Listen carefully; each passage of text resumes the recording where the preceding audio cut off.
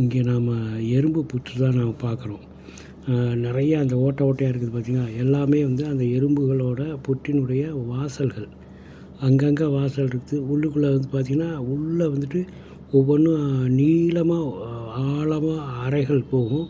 அந்த அறைகளே பார்த்திங்கன்னா ஒன்றுக்கு ஒன்று வந்துட்டு ஜாயிண்டாக இருக்கும்.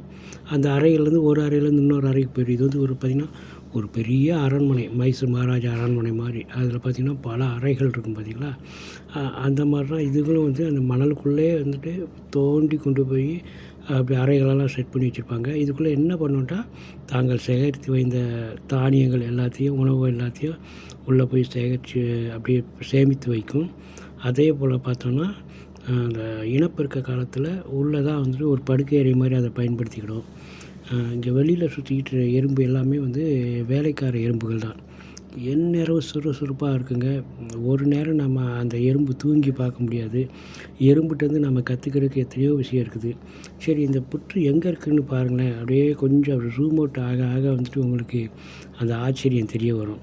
ஏதோ ஒரு பெரிய மணல் பரப்பில் நடக்குதோ அப்படிங்கிற மாதிரி இருக்குது பார்த்திங்களா. அது ஜூம் அவுட் ஆக ஆக பார்த்திங்கன்னா, அது ஒரு தொட்டி செடியில் மணல் போட்டு வச்சுருப்பாங்களா, அந்த மணலில் தான் வந்துட்டு இவ்வளோ பெரிய எறும்பு புற்று இருக்குது. பார்த்தா தெரியுதுங்களா. நம்ம பார்க்குறப்ப வந்துட்டு இதுக்குள்ளே எறும்பு இருக்கிறதே தெரியாது. ஆனால் நுட்பமாக கவனித்தா ஒரு பெரிய வாழ்வியல் நடந்துக்கிட்டு இருக்கிறது தெரியும். எறும்புகளை சாதாரணமாக நினச்சிடாங்க. ஓகேவா, பாய்.